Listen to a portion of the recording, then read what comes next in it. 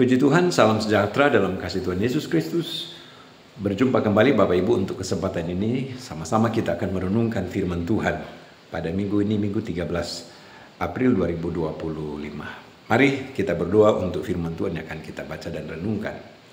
Tuhan, kami bersyukur untuk kesempatan yang Kau berikan, untuk kami sama-sama merenungkan firman-Mu.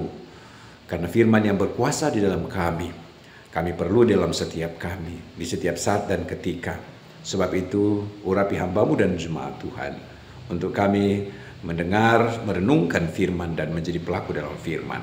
Sebab itu berfirmanlah ya Tuhan, Roh Kudus bukakan rasa firman-Mu, dalam nama Yesus Kristus. Haleluya. Amin. Puji Tuhan Bapak Ibu Saudara, renungkan firman Tuhan pada kesempatan ini terdapat dalam kitab Ibrani pasal 12, ayatnya yang ke-16, saya baca berkata begini.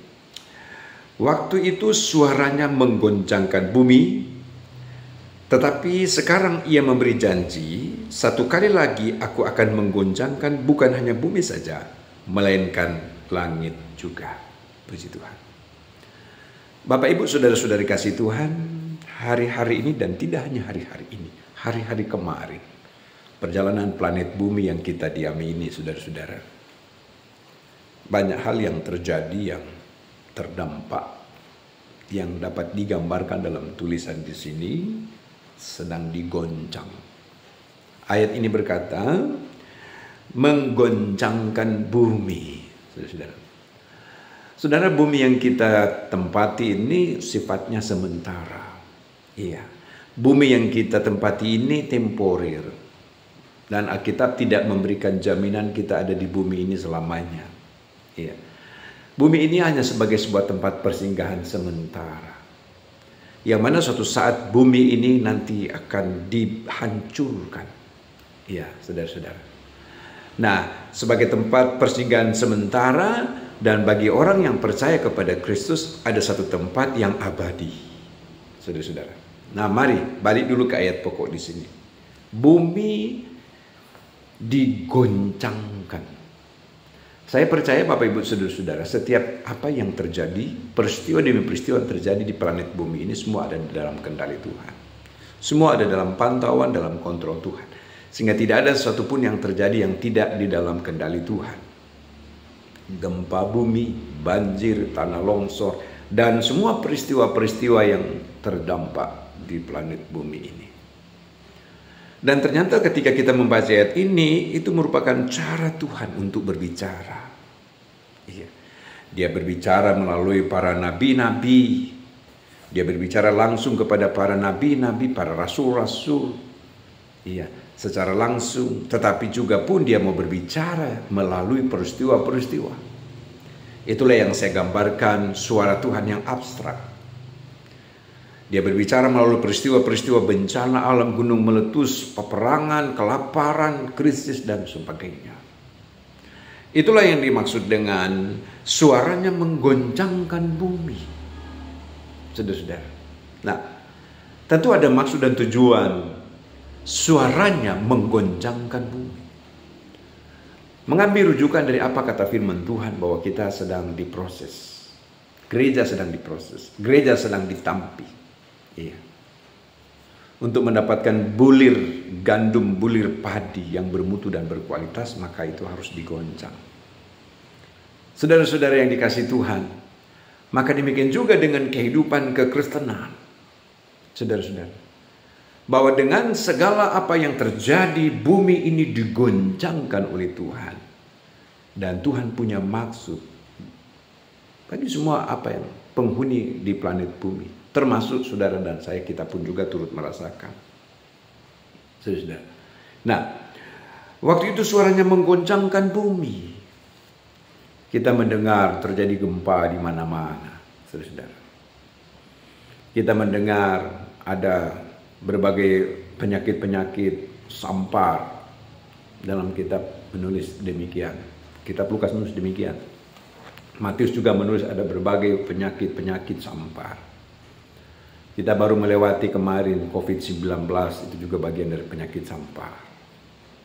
Dan kita nggak tahu ke depan seperti apa lagi akan terjadi. Tapi yang pasti nubuatan firman pasti akan terjadi. Gempa yang terjadi di Myanmar, di Thailand, saudara-saudara, yang terdampak ribuan orang akhirnya harus mengalami dampak dari gempa, dan gempa-gempa yang lain yang terdampak tsunami dan lain sebagainya. Bumi digoncangkan, saudara-saudara, bumi digoncangkan. Kita tinggal di planet bumi dan kita pun juga turut merasakan goncangan itu. Tetapi saya mau sampaikan kepada kita semua untuk kita mau belajar dari firman Tuhan, bahwa Tuhan punya maksud, Tuhan punya rencana di balik dari segala kegoncangan-kegoncangan itu, dan Tuhan punya cara, dengan caranya Dia. Saudara-saudari kasih Tuhan, tadi saya menyebut bahwa Tuhan sedang berbicara, Tuhan sedang bersuara secara abstrak melalui peristiwa-peristiwa yang terjadi. Mazmur pasal 46 kita akan lihat di sana. Sekilas Mazmur 46 ayat 1 ditulis begini. Ini bagi kita saudara-saudara kasih Tuhan. Mazmur 46 ditulis begini, saya baca. Ayat 2. Allah itu bagi kita tempat perlindungan dan kekuatan, sebagai penolong dalam kesesakan sangat terbukti. Sebab itu kita tidak akan takut sekalipun bumi berubah, sekalipun gunung-gunung goncang di dalam laut, sekalipun ribut dan berbuih airnya, sekalipun gunung-gunung goyang oleh geloranya. Bapak Ibu saudara-saudara, di Mazmur pasal 46 ini menjadi jawaban di tengah kegoncangan itu. Dan siapakah yang dimaksud dalam ayat di sini?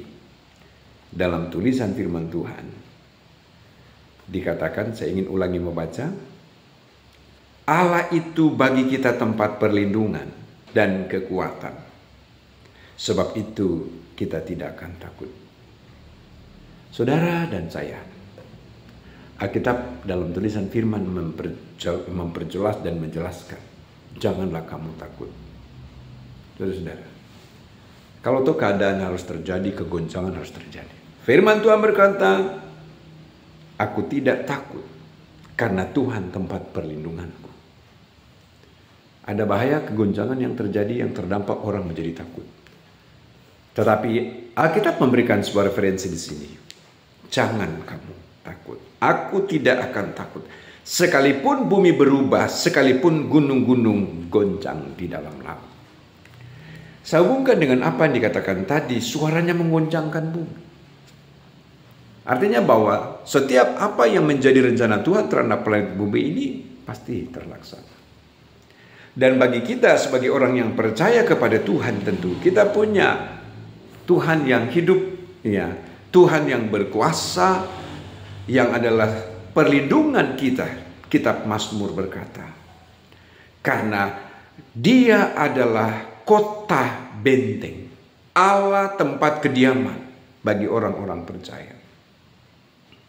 Puji Tuhan. Amin, saudara-saudara. Haleluya. Maka Alkitab dalam tulisan firman Tuhan di sini, Dia sebagai tempat perlindungan kita yang menaruh percaya kepadanya. Dia sumber kekuatan yang menguatkan dan yang memampukan saya, memampukan saudara-saudara, sehingga kita dapat menjalani setiap segala apa yang ada di sekitar kita dengan tetap menaruh harap pada Tuhan. Bapak Ibu Saudara yang dikasihi Tuhan, kembali ke ayat awal tadi. Waktu itu suaranya menggoncangkan bumi. Maka ketika kita melihat ke kiri, kita melihat ke kanan, apa yang ada terjadi. Ketika kita melihat keluar sana, apa yang sedang terjadi. Segala puji bagi Tuhan. Bersyukurlah kita kepada Tuhan. Puji Tuhan. Firman berkata, Dia menjadi jaminan di dalam hidup. Tidak ada jaminan di luar Yesus. Sekali lagi, tidak ada jaminan di luar Yesus dari segala kegoncangan yang terjadi. Iya. Jaminan hanya ada di dalam Dia dari segala kegoncangan yang terjadi. Amin, saudara-saudara, puji Tuhan. Maka itu sebabnya, mari saya katakan, dan firman Tuhan juga memberikan rujukan. Iya. Tetap terus berharap dan percaya kepada Tuhan. Tinggal di dalam Dia, miliki persekutuan dengan Dia. Puji Tuhan. Karena Yesus menjadi jaminan di dalam hidup.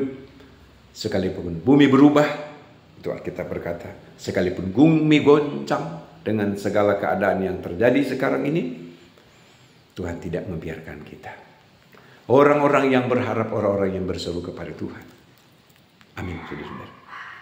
Karena dia menjadi jaminan di dalam kehidupan kita, jaminan dalam kehidupan saudara. Sehingga katakanlah bumi boleh hancur, boleh binasa, tapi Tuhan mempersiapkan sesuatu tempat yang indah bagi setiap orang yang percaya, yang berharap dan yang tetap bertahan di tengah kegoncangan itu. Puji Tuhan. Kegoncangan apa yang kita alami, saudara-saudara? Saya tidak tahu kegoncangan dalam ekonomi, pekerjaan, kegoncangan dalam apa, banyak hal. Tapi puji Tuhan, Tuhan menjadi jaminan di dalam hidup. Tetap menaruh percaya kepada Tuhan, menaruh harap kepada Tuhan, dia sanggup untuk memberikan pertolongan dalam hidup ini. Puji Tuhan. Dan saya percaya di tengah kegoncangan yang terjadi itu, ketika kita tetap bertahan di dalam Tuhan, ya, kita tetap kuat di dalam Tuhan, kita tetap meminta perlindungan kepada Tuhan, kita tetap percaya dan mengandalkan Tuhan, maka berbahagialah engkau. Puji Tuhan. Dalam proses yang sedang terjadi di tengah-tengah kita hari-hari ini, iya, dalam kehidupan terus menjadi pribadi yang kuat. Puji Tuhan. Haleluya. Terima kasih Tuhan sudah berkati kita semua. Kiranya Roh Kudus mempertekan firman di dalam kita, untuk kita mau memahami tentang setiap keadaan yang terjadi di tengah kegoncangan hidup. Tuhan melihat setiap kita anak-anaknya. Tidak dibiarkannya kita, tidak dibiarkan anak-anaknya, tidak dibiarkan saudara-saudara sekalian. Amin. Mari kita berdoa. Bapa, kami bersyukur pada kesempatan ini di renungan firman Tuhan sekalipun singkat. Terima kasih Engkau menjadi jaminan dalam kami. Kegoncangan-kegoncangan yang terjadi, apa yang ada di sekitar kami. Kami hanya minta kekuatan Tuhan yang menguatkan kami, yang memberi perlindungan atas kami, untuk kami tetap terus kuat, bertahan, untuk kami tetap terus percaya dan mengandalkan Tuhan. Haleluya. Sehingga kami tidak terpengaruh dengan keadaan-keadaan yang di sekitar, tetapi tetap fokus kepada Tuhan, memiliki persekutuan dengan Tuhan. Terima kasih Bapak. Lawat umat-Mu, Tuhan lihat setiap mereka. Adakah di antara umat-Mu sedang tergoncang dengan berbagai persoalan kehidupan, persoalan pekerjaan, usaha, ataukah dalam rumah tangga? Kami berdoa Tuhan tolong berikan kekuatan atas mereka untuk terus menjadi pribadi yang hidup terus di dalam kasih karunia Tuhan. Haleluya. Menjadi bagian setiap jemaat Tuhan, umat-umat-Mu Bapa. Serahkan semua jemaat dalam tangan Tuhan. Tuhan tolong, Tuhan berkati setiap umat-umat-Mu. Kami bersyukur buat firman-Mu ya Tuhan. Dalam nama Yesus Kristus kami berdoa dan bersyukur. Haleluya. Amin. Tuhan Yesus memberkati Bapak Ibu Saudara sekalian. Selamat hari Minggu. Berkat Tuhan jadi bagian kita.